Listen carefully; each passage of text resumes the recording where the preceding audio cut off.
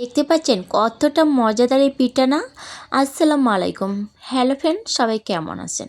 তো এই শীতকাল আসা মানেই পিঠা রেসিপি।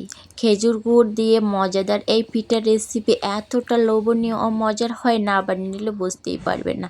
এর জন্য এখানে লাগবে পোলাওয়ের যে চাউলটা আছে ওই চাউলটা। তো পোলাওয়ের চালের গুঁড়ো আমি নিয়েছি। তারপর আমি দুধের মধ্যে 1 চিমটে লবণ দিয়ে তারপর যখন দুধটা ফুটিয়ে উঠেছে গুঁড়োটা আমি তখন দিয়ে দিয়েছি। তারপর এটা প্রচণ্ড পরিমাণে গরম ছিল। গরম অবস্থাতে একদমই কিন্তু হাত দিয়ে এটা ডো করা আমার সম্ভব ছিল না। তার জন্য আমি একটা ঢাকনা দিয়ে এটা 15 থেকে 20 মিনিট ঢেকে রেখেছি। 15-20 মিনিট পর আমি হাত দিয়ে একদম সফট একটা ডো বানিয়ে নিয়েছি। দেখতে পাচ্ছেন ডোটা আমার বানানো হয়ে গেছে। ওই ডো থেকে কিছুটা করে লেসি আমি নিয়ে একদম গোল গোল করে নিতেছি। তারপরে একটা কাঁটা চামচের সাহায্যে আমি সুন্দর একটা ডিজাইন করে নিতেছি। দেখতে পাচ্ছেন একদম সুন্দর একটা ডিজাইন চলে আসতেছে। সবগুলো ঠিক এরকম গোল গোল করে এই চামচ দিয়ে একটা সুন্দর শেপ দিয়ে নিলাম। তো কত সুন্দর ডিজাইনটা না, অনেক সহজভাবেই সুন্দর একটা ডিজাইন হয়ে যাচ্ছে। শীতকাল আসা মানে নানা রকমের পিঠা রেসিপি। তো এই রেসিপিটা আমার কাছে ভীষণ মজাদার ও টেস্টি। এই গুড় দিয়ে একদম খাঁটি গুড় এখানে আছে। তো খেজুরের গুড় এগুলো, এই গুড় থেকে কিছুটা গুড় আমি এখানে এরকম ছুরির সাহায্যে কেটে কেটে তারপর পানি দিয়ে গুলিয়ে রেখেছি। আর এইদিকে দুধ বসিয়ে দিয়েছি। দুধটা ফুটে উঠলে তারপর ওই যে বানিয়ে রাখা পিঠাগুলো ওর মধ্যে দিয়ে দিলাম আমি এলাচ 4-5টা ফাটিয়ে দিয়েছি। তারপর কিছু বাদাম, একটা তেজপাতা দিয়েছি।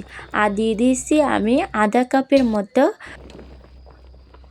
পাউডার দুধটা দিলে কি হয়, দুধের ঘনত্বটা আরও বেশি হয়।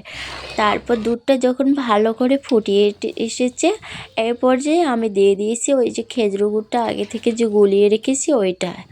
দুধ ফুটে উঠলে তারপর কিন্তু খেজুর গুড়টা দিতে হবে। আগেই দুধের মধ্যে খেজুর গুড়টা দিলে দুধটা কেটে যাওয়ার সম্ভাবনা থাকবে। এই জন্য কিন্তু দুধটা অবশ্যই ফুটিয়ে নিতে হবে। নামিয়ে নেওয়ার পর আমি কিছু ফোড় দিয়ে সাজিয়ে নিয়েছি। তো দেখতে পাচ্ছেন কিছু কিশমিশ আর কিছু ফল দিয়েছি। আর দেখতে কত সুন্দর লাগছে না?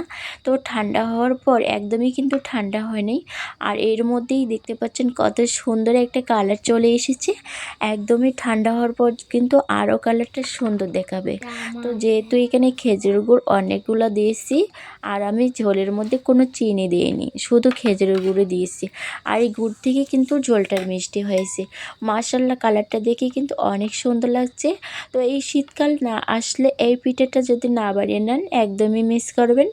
অনেক মজাদার ওই টেস্টি পিঠাটা একদম ঝামেলাহীনভাবে বানিয়ে নেওয়া যায়। রেসিপি কেমন লেগেছে অবশ্যই জানাবেন। আজ এই পর্যন্ত, আল্লাহ হাফেজ।